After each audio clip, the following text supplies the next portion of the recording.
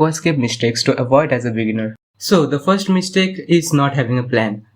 Most of the time beginners just take a piece of stone and driftwood and start putting stuff in the aquarium randomly. You need to know exactly what you are doing.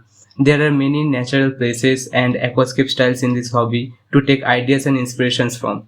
If you are making your first aquascape, then do a little research, then choose what you want to do or what you want to create. Then you can choose what kind of rocks you want and what type of driftwood you are gonna use, what kind of plant you will use, and always start with simple minimalistic layout and be open-minded to challenges. Not using algae eaters. It is impossible for someone to clean every bit of algae from the hardscape and the leaves of the plants. Having alligators cleanup crew will help you a lot in keeping an algae-free aquascape.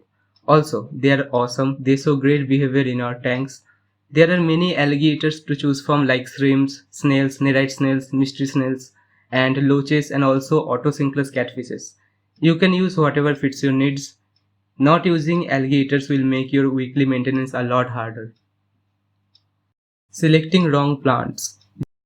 There are many aquatic plants to choose from in this hobby. It could be very confusing. There are foreground carpeting plants, there are midground plants and background plants, mainly stem plants. Also, on the basis of CO2 usage, we divide these plants into two categories or two groups. There are low-tech plants that can grow without CO2 dosing and highlightings, and there are high-tech plants that can grow without CO2 dosing and highlighting. So, know what kind of plants you are buying and how big they grow. Beginners often buy pearl with thinking it is Monte Carlo, then ask why they are growing 6 cm tall.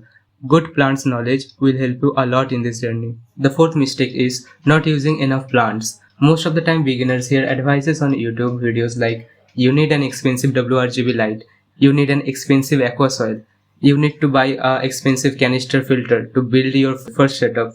Then after buying everything, they will try to save money on plants. If you don't have enough plant mass, then the algae will take up the nutrients and go crazy on your tank. There is no harm in overplanting. Plant densely from day one. This will keep your algae to a minimum level and will give your tank a more mature look from the day one. Not using CO2. I thought I would easily get a hair grass carpet if I used expensive aqua soil and a good quality lights. All I got is algae. A lot of it.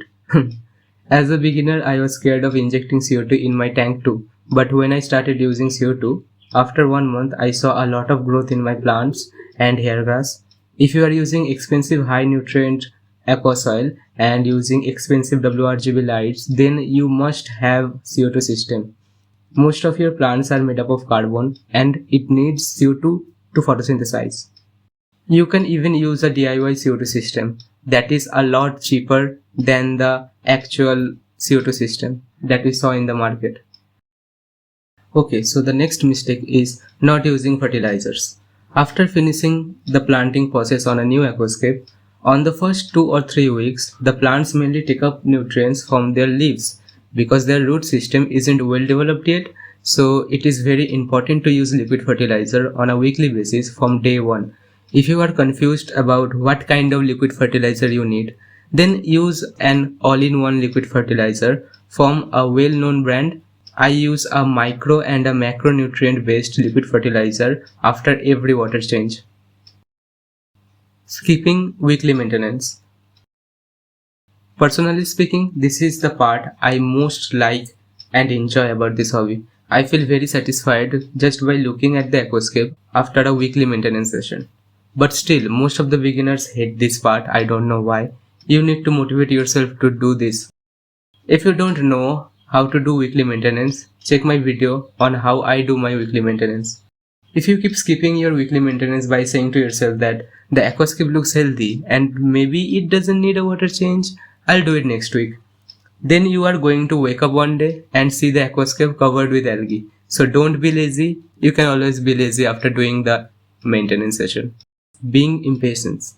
You are not going to create a contest level aquascape on day one. Good things take time. That Monte Carlo you planted weeks ago will take time to spread. The Rotala HRA that is still greenish need time and care to turn red. Don't replant too much, don't hurry, be patient. Sit back and watch how your aquascape slowly grows into a beautiful masterpiece. This is the most important out of all, that is selecting the wrong fish for your aquascape. After creating the aquascape, after cycling the tank, it's time to put the invertebrates and fishes into it. Most of the beginners create a great aquascape and then put the wrong type of fish into it. So, how to select fish for your aquascape? You need to keep these three things in mind. The fish group should be perfect for your tank size. You don't want to overstock your aquascape. Think twice before putting the fish in. If you try to put a net on the tank, try to catch the fishes, then you will destroy your whole aquascape. The fish should add personality to your aquascape. You want to put a fish that not only matches the scale of your aquascape, but also the fish should grab people's attraction towards the aquascape and add personality to the tank.